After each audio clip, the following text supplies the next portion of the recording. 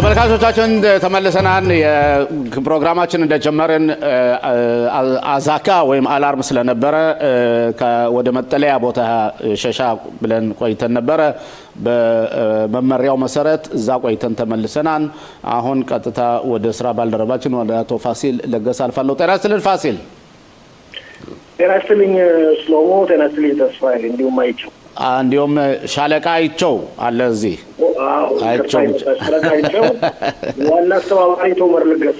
አዎ እኛም ከመጠለያ ቦታ እንደ መመሪያው መሰረት የደጀን እዙ የሻለቃ አይቸው በሚሰጡን መሰረት አላርም ስንሰማ ተመልሰናን። በእርግጠኝነት አንተም አላርም ቦታ ነበርክ ብዬ አስባለሁ። አካባቢያችን አንድ ስለሆነ ማለት ነው። ትክክል። እኔም ያለው እናንተ ሩቅ ባልሆነ ቦታ ነው። የዛሬው የሚቀርበው ደግሞ አቶ ሽሎሞ ለየት ያለ ሁኔታ ሂዝቦላም ይተኩሳል፣ ኢራኖችም ይተኩሳሉ። እርግጥ ምንም ጉዳት አልደረሰም እስካሁን ድረስ እንደሚነገረው ከሆነ፣ ግን ሁለቱም በጋራ ነው የሚተኩሱት። አንድ ላይ እየተመካከሩ እንደሆነ እየተመካከሩ እንዳልሆነ የሚያውቅ የለም። በአንድ በኩል የተመካከሩ ነው።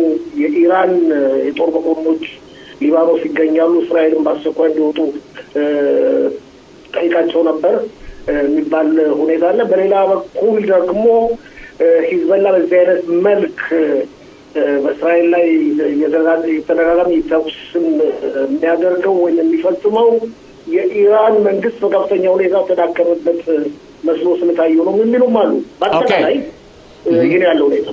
አቶ ፋሲል እስቲ ካንተ ጋር እንቀጥላለን። ከዛ በፊት አቶ ተስፋዬ አጠር ያለው ዜናዎችን ያቀርብልናል። ከዛ በኋላ ካንተ ጋር እንቀጥላለን። ጤና ይስጥልን አቶ ተስፋዬ።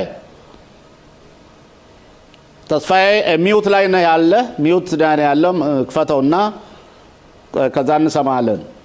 ኦኬ፣ አሁን ይሰማል አቶ ሽሎሞ? አሁን ይሰማል አቶ ተስፋዬ። መጀመሪያ የሻለቃ ተስፋዬ ስቱዲዮችን አለ፣ አቶ ፋሲል ደግሞ መስመር ላይ አለ። ዜናውን አቅርበልና እስከ 3 ሰዓት ከሩብ ድረስ አብረን እንቆያለን አንተ ጋርም። እሺ፣ አመሰግናለሁ አቶ ሽሎሞ። ሰላም ለሁላችሁም ብያለሁ። በአንበሳ ገሳ ዘመቻ ወቅት ዛሬ ረቡዕ መጋቢት 4 ቀን 2026 ዓመተ ምህረት በቴህራን ሰማይ ላይ ታሪካዊ ክስተት ተመዝግቧል። የእስራኤል አየር ኃይል F-35I አዲር ተዋጊ ጀት የኢራን ያክ 130 ተዋጊ አውሮፕላንን በኢራን ዋና ከተማ ቴህራን ሰማይ ላይ መጥቶ እንደጣለም ተዘግቧል።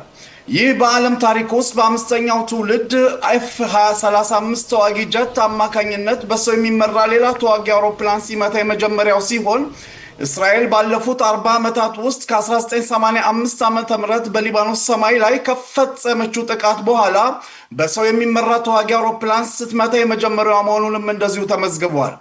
የእስራኤል አየር ኃይል አዛዥ ሜጀር ጄኔራል ቶመር ባር በቴህራን ሰማይ ላይ ለመጀመሪያ ጊዜ የአየርን ተዋጊ ጀት የመታውን የአዲር F-35 አውሮፕላን አብራሪ አነጋግረው በንግግራቸው ወቅት ባር ለአብራሪው እንዲህ ብለዋል። በቴህራን ሰማይ ላይ የተመዘገበው ይህ ታሪካዊ ድል የአየር ኃይላችንን ጥንካሬና የአንተን የግል ቁርጠኝነት መግለጫ ነው ሲሉም ተናግረዋል። ይቅርታ አክለውም ጦርነቱ ገና ይቀጥላል፣ በሰላም ተመለሱ፣ ጥቂት እረፍት አድርጉ፣ የሚቀጥለው ተልዕኮ አስቀድሞ እየጠበቃችሁ ነው ሲሉም ተናግረዋል። የእስራኤል አየር ኃይል በወታደራዊ መረጃ አማን ትክክለኛ መመሪያ በመታገዝ በመላው ኢራን በሚገኘው የአሸባሪ አገዛዝ መሰረተ ልማቶች ላይ ሰፊ ድብደባ አካሂዷል። ጥቃት ከተፈጸመባቸው ኢላማዎች መካከል በምዕራብ ኢራን ኢሳፋን ውስጥ የሚገኝ አገዛዝ የባሊስቲክ ሚሳኤሎችን ማከማቸትና ለማስወንጨፍ የሚጠቀምበት ግቢ ይገኝበታል።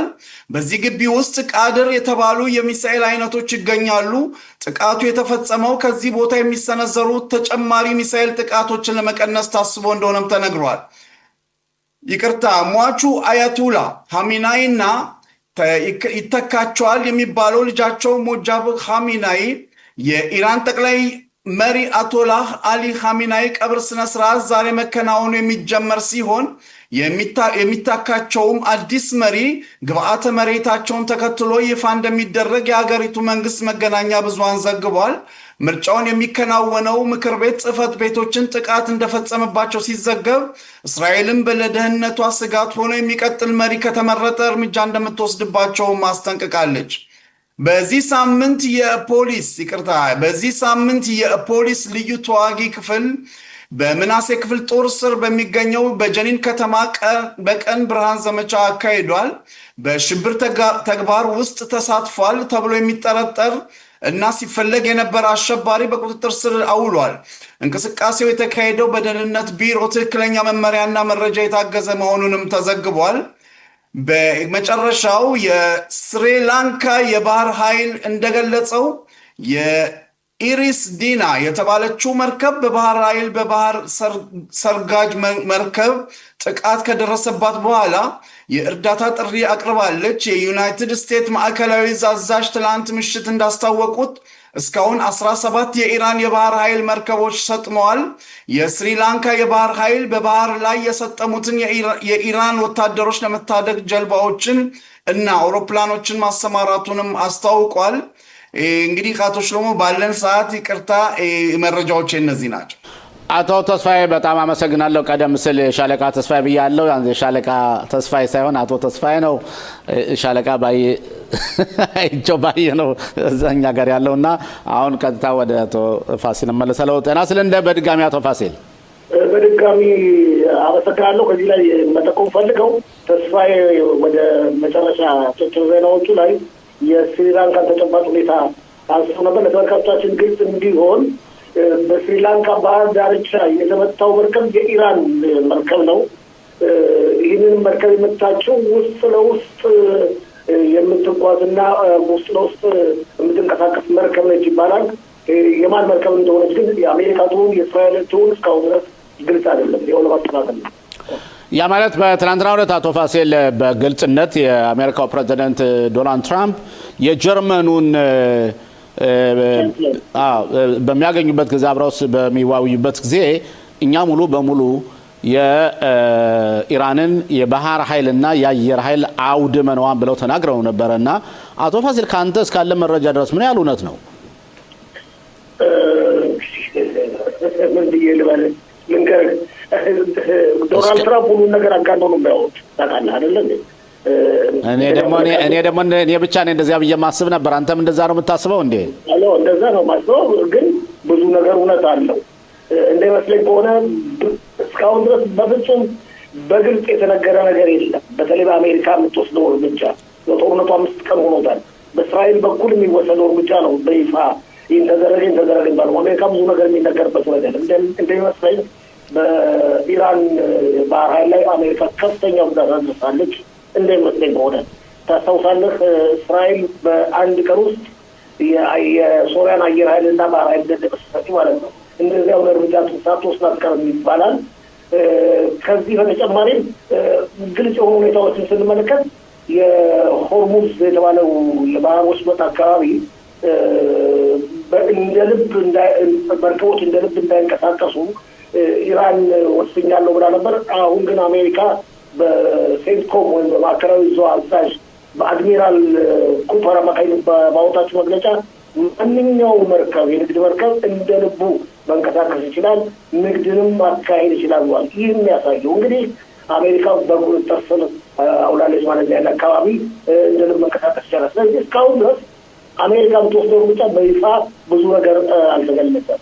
ከዚህ በተጨማሪ አሁን ያልጠቆምነው ነገር ቢኖር ትላንትናና ከትላንትና ወዲያም ዛሬም ማለትም ኢራን በጎረቤት አገሮች ላይ የምትፈጽመው ድርጊት ነው፣ የምትተኩሰው ተኩስ ነው። ዛሬ ደግሞ አሁን ከፍተኛ ቦታን የያዘው ወደ ቆጵሮስ የተኮሰችው ተኩስ ነው። በዚህም ምክንያት አንድ አለፈው የሚበራ አውሮፕላን በቆጵሮስ አየር ላይ ተመቶ ወድቋል የሚባል ሁኔታ አለ። በአጠቃላይ ሁኔታ ስንመለከተው ኢራን ሂዝቦላን ከፋፍታ በከፍተኛ ሁኔታ ወደ ጦርነት አስገብታለች። ከዚህ ላይ ደግሞ ያልጠቆምነው ነገር ቢኖር በዜናችን ላይ የደቡብ ሊባኖስ ነዋሪ የሆኑ 300,000 በላይ ነዋሪዎች ከ300,000 በላይ ነዋሪዎች ቤት ንብረታቸውን ጥለው ወደ ሰሜን እንዲሰደዱ ውሳኔ ተላልፎባቸዋል። የደቡብ ሊባኖስ ይገርማቸዋል።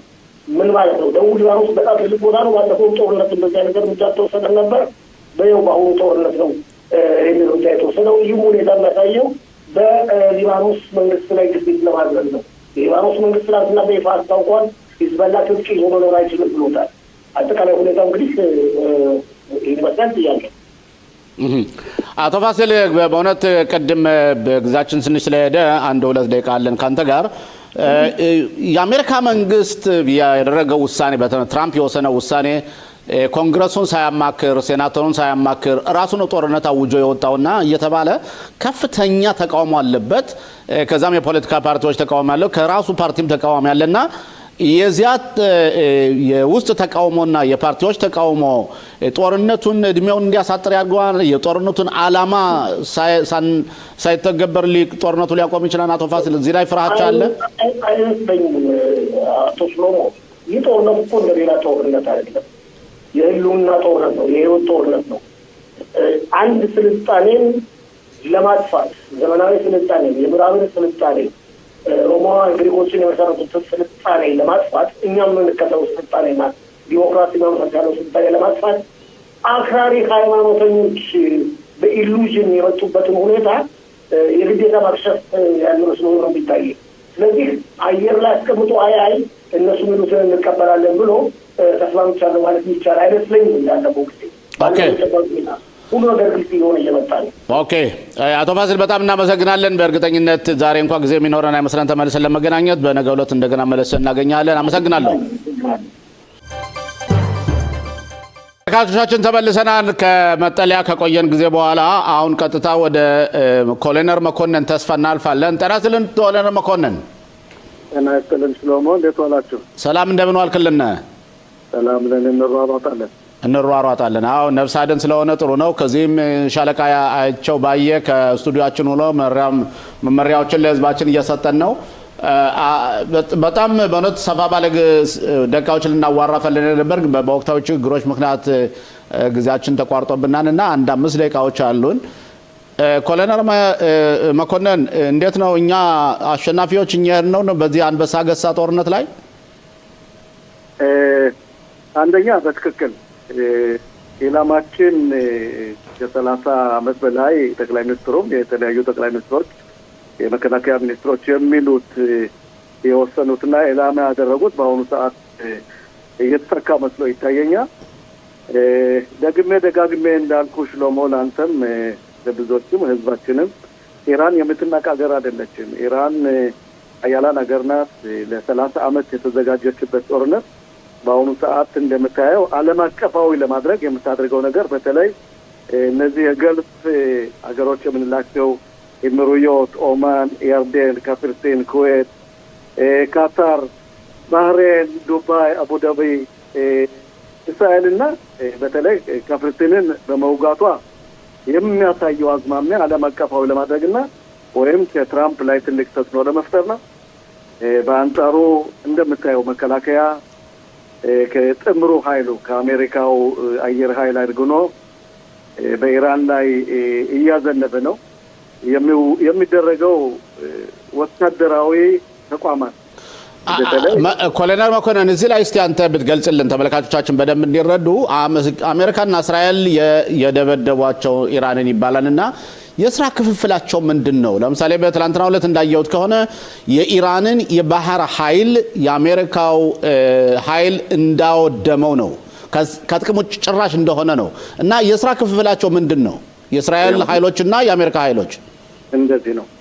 የእስራኤል ኃይሎች ሰሞኑን የሚያደርጉት ዛሬም ያደረጉት በተለይ ወታደራዊ እና መንግስታዊ ተቋማትን ማውደም ነው፣ ማፍረስ ነው፣ ማውደም ነው። ምክንያቱም እነዚህ ተቋማት ከፈረሱ ለኢራን ህዝብ ተስፋ ይሆናል ማለት ነው። በተለይ ማስተኮሻዎችንና ተተኳሾችን እያደነ የሚጎዳው በዚህ ሰዓት የአሜሪካ ጦር ኃይል ነው። ሌላው የእስራኤል የሚያደርጉት እነዚህ መከላከያ የተባሉ አየሮች በሰላም ድጋት አደጋ እንዳይደርስባቸው የሚጎዱት የእስራኤል አየር ኃይሎች ናቸው። ሌላው እንግዲህ ከሞላ ጎደል የደህንነት ተቋማት የሚጎዱት በእስራኤል ነው። የመንግስት ቴሌቪዥን ማሰራጫዎች በተለይ ማስ ሚዲያ የምንለው ዛሬም የተጎዳው በእስራኤል አየር ኃይል ነው። ሌላው የአሜሪካ ተቋማት የሚሰሩት በተለይ በባህር ኃይል የሚንሳፈፉ ወይም ተዋጊ መርከቦችን ከ11 በላይ የአሜሪካ ጦር አውድሟል። በአሁኑ ሰዓት የአሜሪካ ጦር ትኩረቱ በተለይ በጋሪን ፕሮጀክት በሚንለው ፎርዶ፣ ኢስፋሃን ባሉት አካባቢዎች ነው። ሁለቱም ተናበው ነው የሚሰሩት። ሁለቱ ጥምር ኃይል ተስማምተው ተነጋግረው ካስፈለገም ጥይትና መሳሪያ ተለዋውጠው ነው የሚሰሩት። በጣም በተናበበ ሁኔታ ነው የሚሰሩት። ይሄን ነው የሚያደርጉት። ኢራን በአንጻሩ ይሄን ነገር እንግዲህ ለማውደም የመጣን ለመከላከል ሲባል ዓለም አቀፋዊ ለማድረግ እንደነገርኩ በተለይ በባህሬንና በኩዌት ላይ የምታደርገው በካታር ላይ የምታደርገው ዓለም አቀፋዊ ነገሮችን እያነካካት ነው። የፍራንስ ተቋማት በካታር ውስጥ ይገኛሉ። የአሜሪካ ተቋማት በባህሬን በተለይ መከላከያ ኃይል ብዙዎች ቦታዎች ያለ ነው። ሳውዲ አረቢያ እንግዲህ እያጎሩ ነው፣ እየዛቱ ነው። በአሁኑ ሰዓት ፈረንሳይም ሆነ ኤሮፓ እጃቸውን ወደ ኢራን አዙረዋል። ምክንያቱም ኢራን ዓለም አቀፋዊ ለማድረግ ተሞከረች ነው። ሌላው እንደምታየው ኢራን የምታደርገው ከሁቲም በዚህ ጦርነት እስካሁን ድረስ አልጀመሩም። ለወደፊት እንደምን አላውቅም። በተለይ ግን ሂዝባላን በሊባኖስ ያለውን ሂዝባላን ፕሮክሲ የምንላቸውን ከሞላ ጎደል ይሄን 30 ዓመት ከ30 ሚሊያርድ በላይ የሰጣቸው ዶላሮች እንዲተኩሱ አድርገዋል። በአንጻሩ መከላከያ ሊባኖስ ላይ በተለይ የሂዝባላ ተቋማትን እያፈረሰ እያወደመ መከላከያ እግር ኃይሉን በደንበሩ እያስፋፋና ከአምስቱ ቦታዎች ከያዛቸው በተጨማሪ እግር ኃይሉ እየገባ በአሁኑ ሰዓት ኳህ ራድዋን የሚባለው ለመቋቋም ሰፈሮችን እያራቀ ኢላማዎች ያደረጋቸውን የሂዝባላ ተቋማትን እየጎዳ ነው። ይህ መንገድ ምናልባት ሂዝባላ ይሄን ተኩስ ካደረገ በተለይ በሰሜኑ በኩል የሊባኖስ መንግስታዊ ተቋማት የሚጎዱበትና አየር መንገዳቸው የሚጎዳበት ጊዜ እየቀረበ መስሎ ይታየኛል። ከዛ እስካሁን አልደረስንም። በአንጻሩ ኢራን በተኮሰቻቸው እስካሁን ድረስ በእስራኤል ሀገር ውስጥ 9 ሰዎች በቤት ሸሜሽና 1 በቴል አቪቭ ሲሞቱ ይህን ያህል ጉዳት አላደረችም። ኮሎኔል መኮንን ኢራን ለምሳሌ እስራኤልን ፒ80 ናት፣ በጣም ትልቅ ሀገር ነች እና ከሀገሯ ስፋት የተነሳ የሚደረገው ወታደራዊ ዘመቻ በአየር ኃይል ብቻም ፊልማው የመንግስቱን ወይም አገዛዙን ሊገረስሰው ይችላል። ምክንያቱም አገሪቱ ስፋት በጣም ጥንታዊ ሀገር ናት። ፋሲሊታቸው ደግሞ በዚህ 40 ዓመት በላይ የተገነባ ነውና እውነት ዓላማውን መተግበር ሙሉ በሙሉ መተግበር ይቻላል ወይ ነው ጥያቄው። እንግዲህ ሰምተሃል፣ ትራምፕም ያሉትን ጠቅላይ ሚኒስትራችንም ያሉትን ይህ ሁኔታ ህብረተሰቡን ለማነቃቃትና አንዳንድ እንደሰማው ወይም ካልሰማህም ለመጀመሪያ ጊዜ ልንገርህ፣ አንዳንድ ኮማንዶዎች በተለይ በሞሳድ የታገዙ ኮማንዶዎች በኢራን ውስጥ አሉ የሚባል መላምቶችም አሉ። ይህም አንዳንድ ነገሮችን ለማድረግ ነው እንደሚመስለኝ ከሆነ ልክ ነህ። ቦታ እስካልያዝክ ድረስ መከላከያ ቦታ እስካልያዘ ድረስ አሸነፍኩ ማለት አይቻልም። በአየር ብዙውን ነገር ማድረግ አይቻልም። ተቋማትን ማውደም ትችላለህ፣ ሰዎችን መጉዳት ትችላለህ፣ መሪዎችን ማውደም ትችላለህ። ግን ተከታዮቹን ማውደም ስለማይቻል በአሁኑ ሰዓት የሚደረገው አንደኛ ትራምፕ እንዳሉት ህዝቡን ውጡ እርዱን እያለ ነው። ከዛ በተረፈ ከ30,000 በላይ የሚሆኑ በእስር ቤት የሚኖሩ የዚህ መንግስት ተቃዋሚ አቱላ መንግስት ተቃዋሚ ሰዎች ኢራን ውስጥ ስላሉ እነሱን ለመልቀቅ ነው። ሶስተኛ በኢራን በኩል በኢራቅ በኩል የነሱ ጦር ኃይል የነበረበትን ካምፕ ማውደምና በተለይ ኢራቆች ወደ እነሱ እንዲገቡና በእግር በጦር ኃይል ታግዘው እንዲገቡና የኢራንን ህዝብ እንዲያደራጁት ነው የሚፈለገው። ይህ ሁኔታ ጊዜ ሊፈጅ ይችላል። በአሁኑ ሰዓት ግን የኢራን ህዝብ የራሱን እርምጃ መውሰድ አለበት። እንደሚመስለኝ ከሆነ ትላንት ከጀምረዋል። በተለይ ውጭ ያለው የኢራን ህዝብ የኢራን ውስጥ ያለውን ህዝብ እያጽናናውና እያደራጀው ነው። አዝማሚያውን ስታየው ኢራን አልደከምኩም ያለች ነው። አቅም አላት፣ ጉልበት አላት። የመሳሪያ ወይ በጥይት እንዴት ነው ቁጠባ ጀምራለች። ነገሩን ረዘም ለማድረግ ነው። መጨረሻ ጥያቄ ኮሎኔል መኮንን ሂዝቦላ ለአንድና ለመጨረሻ ይወገዳል? ባለፈው ተዳክሞ ነበር፣ ተጎድቶ ነበረ። ከስምምነቱ በኋላም ወደ 530 የሚሆኑ ሽብርተኞችን እስራኤል ስትቀጠቅጥ ቆይታለች። ስለዚህ አሁን ያገለው አጋጣሚ ወደ ፍጻሜው ያደርሰዋል ማለት ነው። ኢራን ያደረገችው ምንድነው? በተለይ ሂዝቦላን መልሶ ማስታጠቅ ነው በዚህ አመት ውስጥ ያደረገችው በአንድ አመት ያህል። ስለዚህ በአሁኑ ሰዓት መከላከያ መረጃ ነበረው፣ በየቀኑ ሲቀጠቅጣቸው ነበር። አሁን ግን እነሱ ስለጀመሩት እድል ተሰጥቶታል። መከላከያ ቀድሞ ውጊያ አላደረገም። እድል ስለሰጡት ብዙ ተቋማት ይወድማሉ። ከእንግዲህ በኋላ ስራውን የምንሰጠው ስራውን መከላከያ የሚሰጠው የእስራኤል መንግስት የአሜሪካ መንግስትም ቢሆን ለሊባኖስ ህዝብ ነው። ሊባኖስ ውስጥ ትልቅ ተቃውሞ አለ። ፓርላሜንቱ ውስጥ በተለይ የሂዝቦላ ደጋፊ የነበሩት በሙሉ ይህን ድርጊት ተቃውመዋል። ግን አልሞት ባይ ተጋዳይ እስከሆነ ድረስ መሞት አለበት፣ መቀጥቀጥ አለበት። እንደሚመስለኝ ከሆነ ኢራን ከወደመች ሂዝቦላም ይወድማል የሚል አቋም ነው ያለኝ። ኮሎኔል መኮንን ተስፋ በጣም እናመሰግናለን። እንደ ሁሌውም ቢሆን በእርግጥ ጊዜ ጋር የምናያቸው ውጤቶች ይሆናሉ። አንበሳ አገሳ የሚለው ዘመቻ እንደቀጠለ ነው። አብረን ስለነበረው ቆይታ እናመሰግናለን። እኔም አመሰግናለሁ። ደህና ቆይ። በፍጥነት በመድረስ ራሳቸውን እየጠበቁ ያለበት ሁኔታ ነው። አቶ ሽሎሞ አቶ ተስፋዬ በጣም እናመሰግናለን። አሁን ቀጥታ ወደ ወይዘሮ መልሾ አልፋለሁ። ጤና ይስጥልኝ መልሾ። ጤና ይስጥልኝ አቶ ሽሎሞ። ሰላም ነሽ ወይ? እንደምን አለሽ?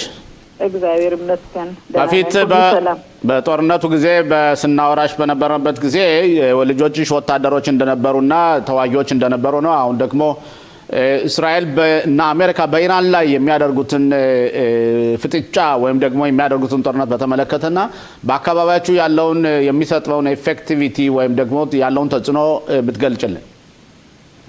እሺ አቶ ሽሎሞ፣ ያው እንግዲህ እግዚአብሔር ይመስገን በጉጉት ማለት ነው ስንጠብቀው የነበረው ከፍራቻ አልፎ ጉጉት ልበለው ስንጠብቀው የነበረው ጦርነት ያው እንግዲህ ተጀምሯል። የተሰጠውም ስም ደግሞ ያው በአማርኛ ሲተረጎም አንበሳ አገሳ የማይፈራት ማን ነው የሚል ስም ነው እንግዲህ ያለው። አንዳንዴ ትርጉሙ ያልገባቸው ሰዎች ካሉ ይሄንን ትርጉም መናገር ፈልጋለሁኝ። ከዛ በመቀጠል ደግሞ ያው እንግዲህ መጽሐፍ አስቴርን ለአዳማጮች መናገር የምፈልገው አሁን ወቅቱ የፑሪም እንደገና መጽሐፍ አስቴር የሚነበብበት ጊዜ ነው እና ብዙ ምዕራፍ የለውም መጽሐፍ አስቴር 1 እስከ 8 ነው እና እዛ ላይም ታሪክ እግዚአብሔር የሰራበት ነው። አሁንም ደግሞ እኛ በዚህ በዘመናችን ላይ እግዚአብሔር ደግሞ ደገመው ማለት እንችላለን። እስራኤልን ሊያጠፉ የተዘጋጁ ሌትና ቀን እንደ መብላት እንደ መጠጣት ራሳቸውን እንደማሻሻል ለእስራኤልን ሕዝብና አይሁድ የሚለውን ቀንና ሌሊት ተግተው የሚሰሩትን እንግዲህ አንድ ባንድ እግዚአብሔር እያሳየን ነው። እስራኤል ትኖራለች፣ እነሱ ግን ከምድር በታች ይሆናሉ። ከዛ በመቀጠል እንግዲህ ያው ልጆቼ ልክ ነው ያን ጊዜም ደግሞ ወታደር ነበሩ። አሁንም ደግሞ ሚሉዊም የኔ ብቻም ሳይሆን የብዙ ጓደኞቼ ልጆች ተጠርተው ይገኛሉ ማለት ነው። እንግዲህ የእስራኤል ሕዝብ ደፋር ነው፣ በይመስገን በጸሎት ወታደሮቻችንን ሀገራችንን ማገዝ አለብን ብዬ ነው ማስበው የምጠይቀው። ትልቆቹ ትንንሾቹ በዚህ ሰዓት በመተጋገዝ አንዳችንን በማገዝ እችን ቀን በእግዚአብሔር እርዳታ እናልፈዋለን። አቶ ሽሎሞ አመሰግናለሁ። ወይዘሮ መልሾ እስቲ የሻለቃ አይቸው የደጀን እዝ አለቃ ኃላፊው እዚህ ያለና እሱ ጥያቄ ሊጠይቅሽ ይፈልጋል። ከዛ ደግሞ አቶ ተስፋዬ አንድ ጥያቄ ጠይቀው ፕሮግራማችን አንቺ ጋር እናከናውናለን። አቶ የሻለቃ አይቸው ባይቸው አመሰግናለሁ። መልሹ ጤና ይስጥልኝ፣ እንዴት ነሽ? ጤና ይስጥልኝ ሻለቃ አይቸው፣ እንዴት ነህ? ደህና ነኝ። ልጠይቅሽ የምፈልገው ሁኔታ እንግዲህ ወቅቱ አሁን መቼም ያለንበት የፑሪም በዓል ነው። ፑሪም ሲባል ደግሞ የኢየሩሳሌም አካባቢ በደመቀ ሁኔታ ከሌሎች ሀገሮች በተለየ ሁኔታ ማለት ይቻላል የሚከበርበት በዓል ነው። በዚህ ላይ አሁን ያለንበት ጦርነት ነው። አሁን ግን ይህን በዓል ማክበር አንችልም። አንደኛ የአደጋ ማስጠንቀቂያ ሲሰማ ሁላችሁም ወደ አደጋ መከላከያ መጠለያ ክፍል ትገባላችሁ ወይ ትወጣላችሁ ወይ? ያለው ሁኔታ ምን ይመስላል? በዓሉንስ ጎን ለጎን እያካሄድን ነው ወይ ያለ ነው? ምንድነው ያለው ሁኔታ አሁን? እውነት ነው አይቸው የህዝቡ እኔ እንዳየሁት ከኛም ከራሴ ቤተሰብም ጀምሮ ከጎረቤቶቼ ጀምሮ በጣም በፊት እንኳን ሲቀልዱ የነበሩ አንወጣም ያሉ አንዳንድ ጎረቤቶች ነበሩንና በአሁኑ ግን በስነ ስርዓት ልክ ማስጠንቀቂያ ሲሰጥ ሁሉም ሰው እዛ ይገኛል አንድ ላይ ማለት ነው። የፖሪምን ራሱ ትናንትና ልጆቻቸውን አለባብሰው ልጆቹ ራሱ የሆነ የመረባበሽ የመናደድ ለምን እንደዚህ ያላደረግንም ለምን አልወጣንም አላሉ የሆነ የተመከሩ ነው የሚመስልና ይሄ ጥሩ ለውጥ ነው። አሁንም ደግሞ ለሚያዳምጠን ሰው በተለይ ትልቆቹ አንዳንድ ሰው አይ እኛን ወጣም እናንተ ግቡ እናንተ ሄዱኛን ሄድም የምትሉት ጥሩ አይደለም። በቃ የመንግስትን ግዴታ መሆን ስላለበት ነው። ችግር የማይፈጠር ቢሆን እኮ እነሱም ግቡ እናንተም እኮ አሁን አስሬ ግቡ የምትሉን ድምጹን ይሄን አክብሩ የምትሉን ችግር ስላለው ነው። ይሄንን እንትን ማለት አለብን ማስተዋል አለብን። እና የፖሪም በዓል አሁን በዚህ ባናከብረውም እንዲህ መንገድ ላይ ወጥተን እንደ በፊቱ ባይሆንም እግዚአብሔር ይመስገን ይሄ ጦርነት ከዚህ በኋላ ለብዙ አመታት በእግዚአብሔር እርዳታ ሰላም ይሆናል ብዬ አስባለሁ። ሁሉም ሰው ይሄን ነው ተስፋ ማድረግ ያለበት። ወይዘሮ መልሾ አንድ ጥያቄ ልጠይቅሽ ፈልጋለሁ። አቶ ተስፋዬ ከመጠየቁ በፊት ውጭ ሀገር አንቺ ዜናዎችን ትከታተያለሽ፣ ሰዎችን ትከታተያለሽ እና የሚገርምሽ አንዳንድ መገናኛ አውታሮች እንዳያዋቸው ከሆነ በተለይ የዩቲዩብ እንደዚህ የፌስቡክ ኻሜናይ አልተገደለም እስራኤል ዝም ብላ ነው የምትዝተው አሁን እስራኤል ልትጠፋ ነው እያሉ ወሬ ያስወራሉና ጠቅላይ ሚኒስትር ቢንያሚን ኔታንያሁም ተገድለዋል እያሉ ወሬ ሁሉ ያስወራሉና ምን ትያቸዋለሽ ለእነዚህ አይነት ሰዎች? አቶ ሽሙ የሚገርመው ምኑ መሰለህ ማን ያርዳ ምንድነው ማን ይናገር የሰማ ማን ያርዳ የቀበረ የሚባል ተረት አለና እውነትክን ነው። እኛ ስንናገር እነሱ ምንድነው ከበፊትም ጀምረው መስማት የሚፈልጉትን መናገር የሚፈልጉትን ነው የሚረዱት። አሁን ጥቁር ነው ብሎ ያሰበውን ሰው ቀይ ነው ወይ ነጭ ነው ብትለው ሊሆን አይችልም ከራሱ ካልመጣ። ለነሱ አሁን ማዘን ነው የሚያስፈልገው። እኔም አንዳንዴ ኮሜንት ላይ ያላቸው ነገርና የሆነ ያሳዝኑኛል። ጥሩ መረጃ የላቸውም። ምክንያቱም በሰው ነው ገባ ሁሉም ማን ነው ዩቲዩብ ላይ አክሰሱም የማንበቡም አንዳንድ ቦታ ገብቶ የመረዳቱ በጣም ብዙ ችግር አለ። ያንን እኛ መረዳት አለብን እንጂ መናደድ የለብንም።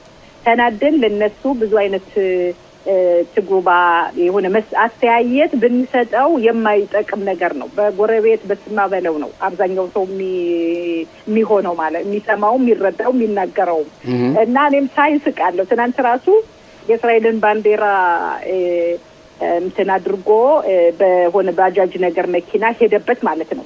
አበሻ ነው ምንም ልዝም ብሎ እና ኮሜንቱን ሳነበው ዋ አንተ ልጅ ተጠንቀቅ ዝም ብለህ ያለህን ተከብታ እንዳይመጡብህ ይላል። ግማሹ ይከበክበዋል ግማሹና ኮሜንቱ ራሱ የሚያስቅ ነው። እና ይሄ የራሷ ሲያረባት የሰው ታማስላለች አይሆንም? ወይዘሮ መልሽው ኢትዮጵያ ውስጥ በተለይ ኢትዮጵያ ውስጥ ያለውን ጦርነት እያየን እዛ ያለው ጭንቀት ህዝቡ ችግር አለበት ያን ቢያተኩር አይሻለም? ወደ አልፎ ሄዶ የኢራን ነፃ አውጪ ሆኖ በፌስቡክ እና ዩቲዩብ መናገር በትክክል ሁለተኛ ነገር ትንሽ ጊዜ አይደለም አቶ ሽሎሞ እስራኤል ለኢትዮጵያ ወይም ለሆነ ሀገር ሳይሆን ለዓለም ገናና የምትሆንበት ትንሽ ጊዜ ነው የቀረው። ምክንያቱም አይሆንም የተባለው በሙሉ እየሆነ እያየህ እግዚአብሔር እየረዳ ይችን ሀገር አይሆንም አሳልፎ ተሰጥቷል ተብሎ ሊወጉን ሊገሉን ሊጨርሱን የመጡት ሁሉ ከምድር በታች ናቸው። ይሄንን አይተው እንኳን ማመዛዘን የማይችሉ ከሆነ ስለዚህ የራሳቸው የሆነ ችግር አላቸው ማለት ነው። መንግስታችን ሰላም ነው። አንተ ይሄ አይቲቪ እናንተ የምትናገሩት ትክክለኛ እኛ ለዚህኛው ሳይሆን ያለውን ኢንፎርሜሽን በትክክል ነው የምናቀርበው። ይሄንን አስበው ቢረዱና ቢያምኑ ጥሩ ነበረ። አይ ብለው ግን ራሳቸው ፈልስፈው ሊሆን ይችላል ብለው የሚናገሩት ካለ ደግሞ እንግዲህ ያን የራሳቸው ችግር ነው የኛ ችግር አይደለም። ወይዘሮ መልሹ ብርሃኑ በጣም እናመሰግናለን። በእውነት አቶ ተስፋዬ ጥያቄም ነበረው ግን ጊዜ ስለሌለን በእውነት በተለይ ቦታችን ብዙ ዛሬ ቦታ የምንሰጠው ለሻለቃ አይቾ ባየ ስለሆነ የማስጠንቀቂያ ደወሎችን በሚደወሉበት ምክንያቱ ህዝባችን ማስረዳት ስላለብንና ጊዜ ቢኖረን ጨምረን ብናወራሽ ደስ ይለን ነበር ግን አልቻለንምና በጣም እናመሰግናለን። ደህና ቆይልኝ። ደህና ቆዩልኝ። ሰላም ይሁን። ሰላም ለእስራኤል። ጋዜጠኛ ፋሲል ለገሰ አልፋለሁ። ጤና ይስጥልን አቶ ፋሲል። ጤና ይስጥልኝ ሽሎሞ። ጤና ይስጥልኝ ተስፋዬ፣ እንዲሁም ሻለቃ አይቸው። አቶ ፋሲል አንበሳ ገሳ የሚለውን ዘመቻ ከተጀመረ ወደ 48 ሰዓት እየሆነ ይመስለኛል። እስኪ አንድ 2 ደቂቃና 3 ደቂቃ የሻለቃ አይቸው ለተመልካቾቻችን ማስጠንቀቂያውን ይስጥና ከዛ ወደ አንተ መለሳለሁ። ጤና ይስጥልን አቶ አይቸው። ጤና ይስጥልኝ ሽሎሞ። አመሰግናለሁ ፋሲል። በድጋሚም እንደምንዋልክ የደጀን እዚህ የሚሰጠው መመሪያ ሁሌም ተግባራዊ እናድርግ። የአደጋ ማስጠንቀቂያ ደወል ስንሰማ ሁላችንም ወደ አደጋ መከላከያ መጠለያ ክፍል በመግባት በርና መስኮቱን አጥብቆ በመዝጋት አዲስ መመሪያ እስከምንሰጥ ድረስ ማለትም ካላችሁበት ከአደጋ መከላከያ መጠለያ ክፍል ውጡ የሚል መመሪያ እስከምንቀበል ድረስ እዛው እንድንቆይ። እንግዲህ የደጀን እዚህ የሚሰጠው መመሪያ ህይወትን የሚያድምን ከአሁን በፊትም የተለማመድን ያወቅነው ነገር ነው። ከአሁን በፊት ጦርነቶችን አልፈናል። አሁንም ይሄንም ደግሞ እናልፋለን። ዋናው ነገር ግን የደጀን እዚህ የሚሰጠው መመሪያ በመከተል ህይወታችን ሊደርስ ከሚችል አደጋ ማዳን እንችላለን። በተጨማሪም አሁን ምናልባት ወደ ኋላ አካባቢ በደንብ ሰፋ አድርጌ እናገራለሁ።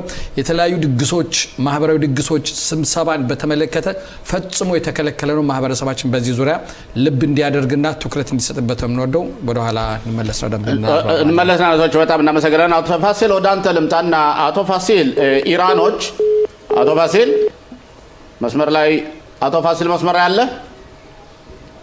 የለም። አቶ ፋሲል መስመር ላይ እስከሚመጣ ድረስ አቶ ተስፋዬ ወደ አንተ ልምጣና አቶ ተስፋዬ አለ አብረህ? አዎ እየሰማሁ ነው። አትሽሎ አዎ አቶ ፋሲል መስመር ላይ እስከሚመለስ ድረስ ሂዝቦላ እንደገና እያበደ ነው እንዴ? አቶ ተስፋዬ እንዴት ነው?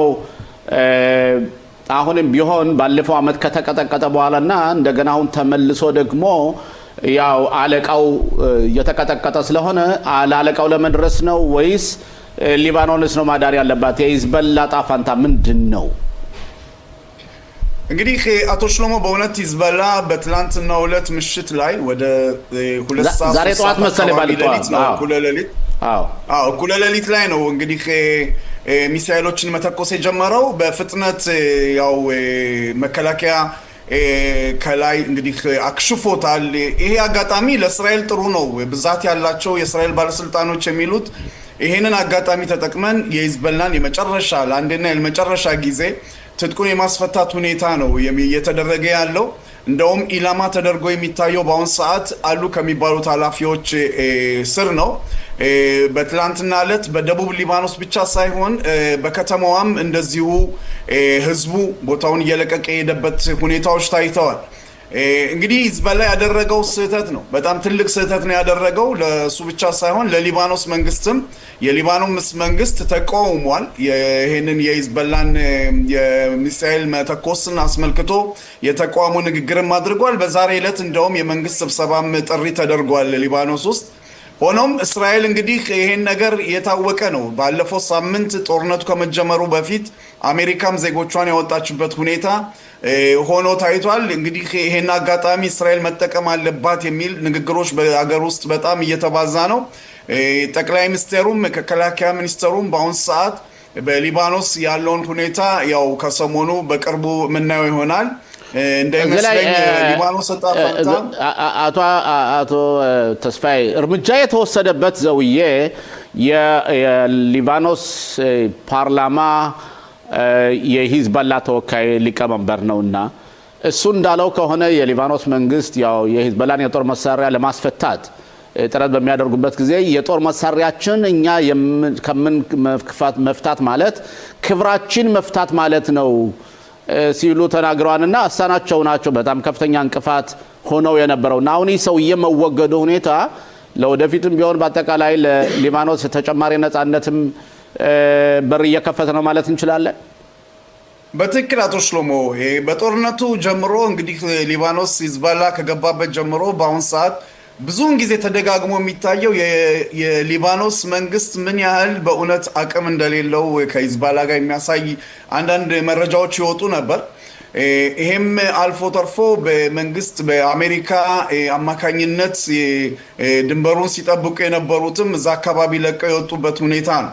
ስለዚህ በአሁን ሰዓት እስራኤል ማድረግ ያለባት ድንበሯን ለማስከበርም ስትል በድንበሩም አካባቢ ላሉት የሰሜኑ ክፍል ነዋሪዎች ሲባል የግዴታ ይሄን አካባቢ ማጽዳት እንዳለበት የተነገረ ነው።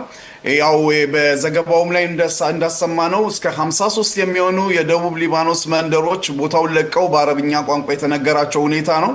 ያን አካባቢ እንግዲህ እንደ ሁኔታው አንዳንድ ተጨባጭ ያልሆኑ መረጃዎች እንደሚወጡት ከሆነ እስራኤል የምድር ጦሯን በዛ አካባቢ እንደምታሰፍር የሚነገሩ ንግግሮች አሉ። ይሄ የማይቀር መሆኑን ነው እንግዲህ የመከላከያ ሚኒስትሩ የተናገሩት ከሰሞኑ አቶ ሽሎሞ። እንደማስበው ከሆነ አቶ ፋሲል መስመር ላይ መስጠና ስለ አቶ ፋሲል ተመልሰሃል? አቶ ፋሲል አልተመለሰም። እኛ እንቀጥላለን። አቶ ተስፋዬ እና ግን አቶ ተስፋዬ ከዚህ በተጨማሪ ደግሞ የኢራኖች እብድነት በትላንትናው ዕለት ወደ ሳይፕረስ ካፕሪሲን እንለዋለን በዕብራይስጥ ወደ ሳይፕረስ እንዲሁም በአጠቃላይ በኩዌት በሳውዲ አረቢያ በተለይ ሳውዲ አረቢያ ላይ የነፍጥ ቦታዎችን ሁሉ ዛሬ ጎድተዋል። ኢራኖች የት እየሄዱ ነው ማለት እብድነታቸውን እየጨመሩና እስከ መጨረሻ የመደምሰሳቸውን ሁኔታ እያረጋገጡ ነው ማለት ይቻላል።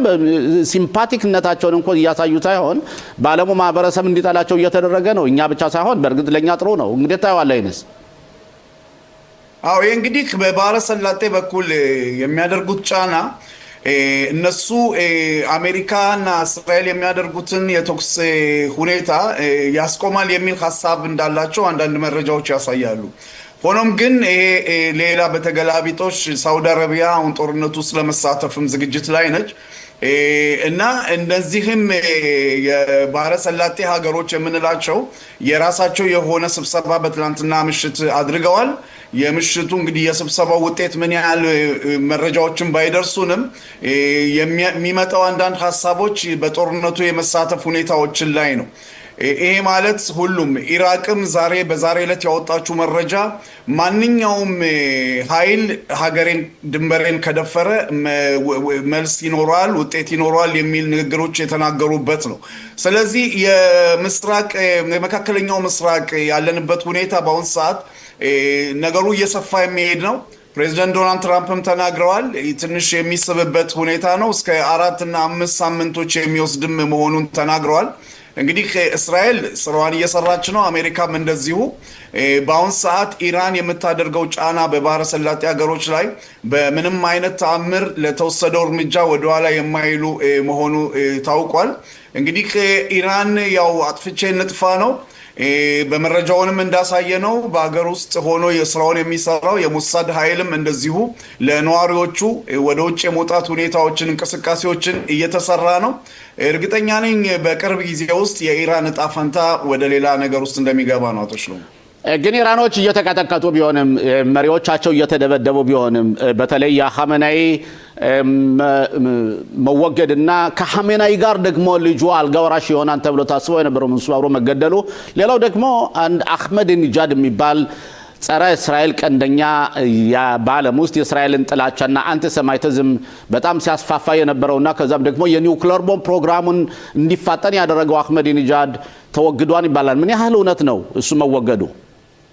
አዎ በመጀመሪያው ቀን ከተወገዱት መሪዎች አንዱ አህመዲነጃድ ያው የበፊቱ የኢራን ፕሬዝዳንት የነበረው እስራኤልን በንቀት እስራኤልን ብቻ ሳይሆን በተለያየ ዓለም ላይ የንቀት ሁኔታዎችን ያሳየ እስራኤልን የሚነቅፍ ጥላቻ የሚያበዛ የነበረ ፕሬዝዳንት ነው። እንግዲህ ፕሬዝዳንትነቱን ካቆመ በኋላ ውስጥ ለውስጥ ብዙ ስራዎች እንደሚሰራ እስራኤል መረጃዎች ነበሯት። ይህንን የግዴታ ማስወገድ እንደነበረባቸው ነው። የመጀመሪያው ቀን ላይ ከተወገዱት አንዱ መሪዎች እሱ ነው። ያው በመጣው መረጃ ከፕሬዝዳንትነቱ ከጨረሰ በኋላ በኢራን ውስጥ አሉ ከተባሉ ሰዎች እንቅስቃሴዎች ሲያደርግ የነበረ ነው። የግዴታ እንግዲህ የኢራን ህዝብ ነጻነት ለማውጣት ሲባል እንደዚህ አይነት ሰዎች መወገድ እንዳለባቸው አሜሪካና እስራኤል የተነጋገሩበት ሁኔታ ነው።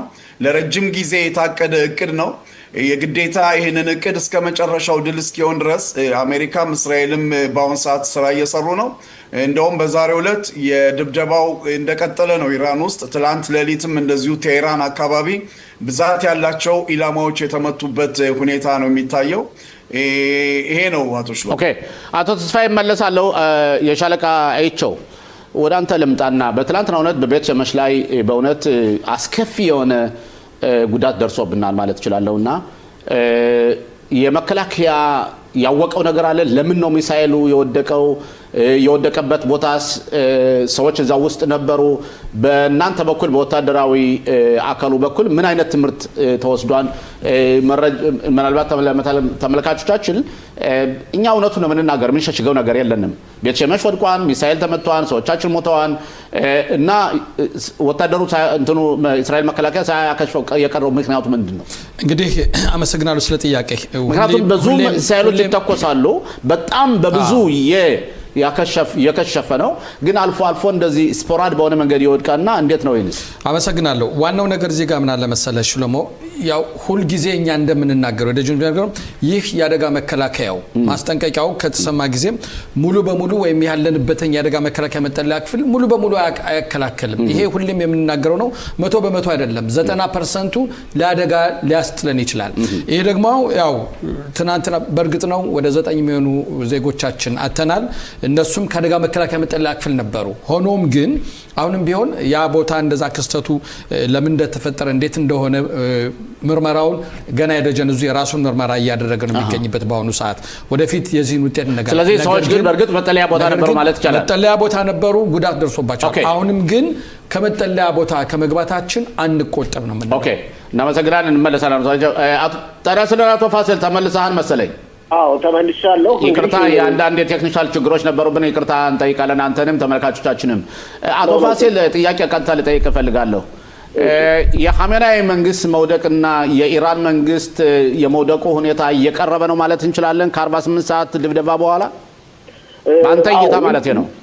ይመስላል የቀረበ መስሎ ይታያል። ነገ ተነገ ወዲያ ነው ማለት አይቻልም እንጂ የቀረበ መምጣቱን ለመገንዘብ ይቻላል።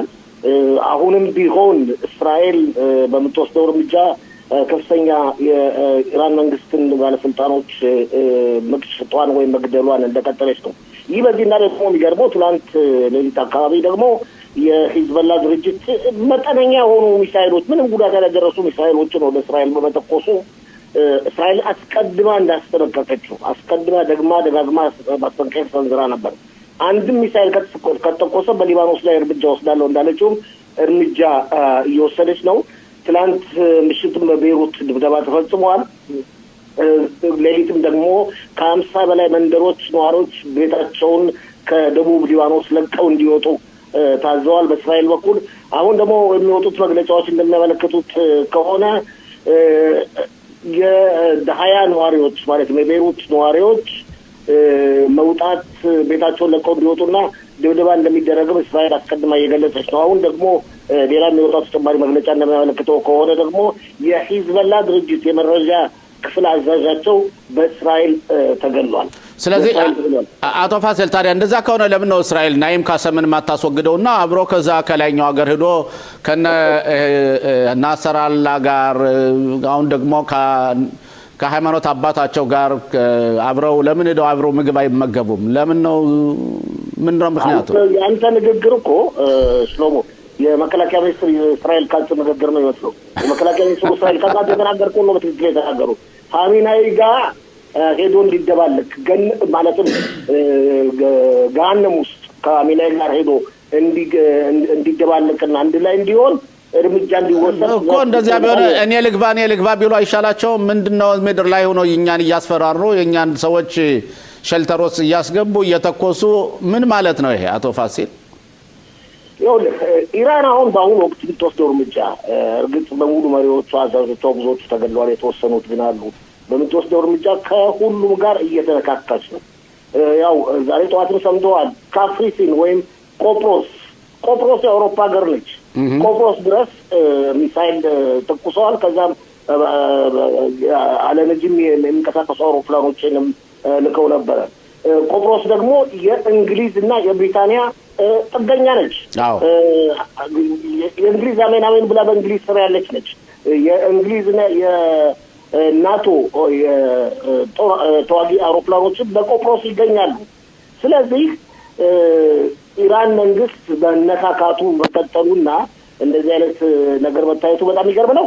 ከዚህ ደግሞ ጉዳት የመድረሱን ጉዳይ ስንመለከት ያው በእስራኤል በኩል ትላንት 9 የቤት ሸመሽ ከተማ ነዋሪዎች እናንተም ተነጋግራችሁበታል። አሁን በአንድ ጊዜ ህይወታቸው አልፈዋል። ወደ አሜሪካውን ጉዳት ስናልፍ ደግሞ 3 የአሜሪካ ወታደሮች እንደዚሁ በኩዌት ተገለዋል።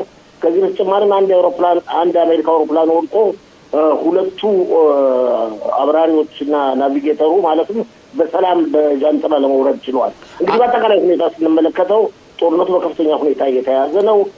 ፕሬዚደንት ዶናልድ ትራምፕም ትላንትና ምሽት አቶ ሽሎሞ ንግግር አድርገዋል። በንግግራቸው የኢራን ጦር ኃይል አዛዦች ከነ ወታደሮቻቸው እጃቸውን ከሰጡ ምንም ጉዳት እንደማይደርስባቸው ለማሳሰብ ሞክረዋል።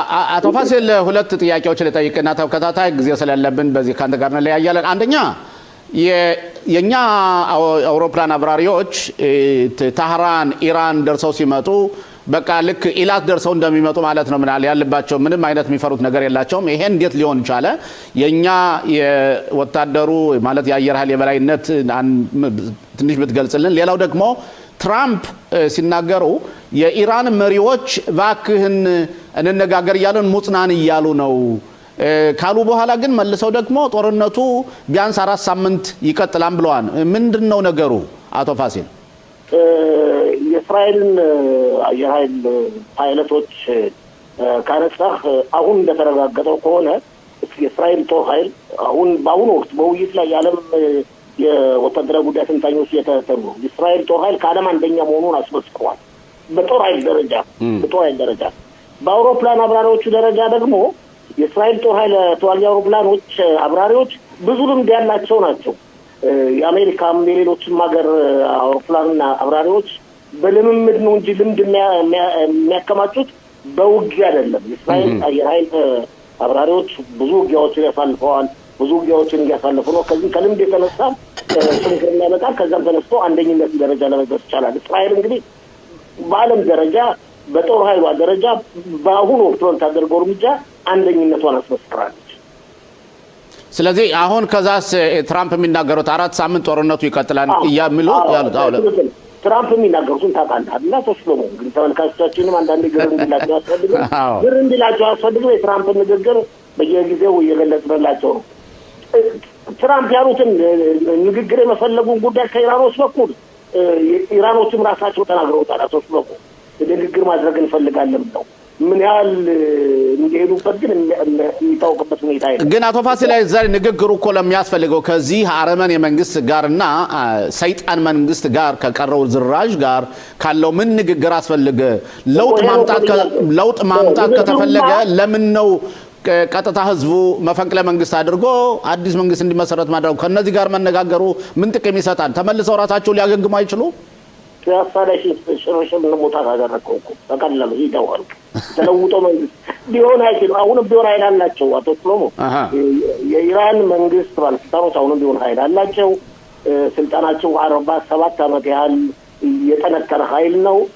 ያን የጠነከረ ኃይል በቀላሉ ለማስለቀቅ አይቻልም። ስለዚህ በተቻለ መጠን ጦርነት ሳይኖር ደም ሳይፈስ እጃቸውን ሰጠው ንግግሩ ሊሆን የሚችለው እጃቸውን ሰጠው ስልጣናቸውን የሚለቁና አዲስ መንግስት የሚመረጥ ከሆነ ምንም ችግር የለውም፣ መወያየት ይቻላል።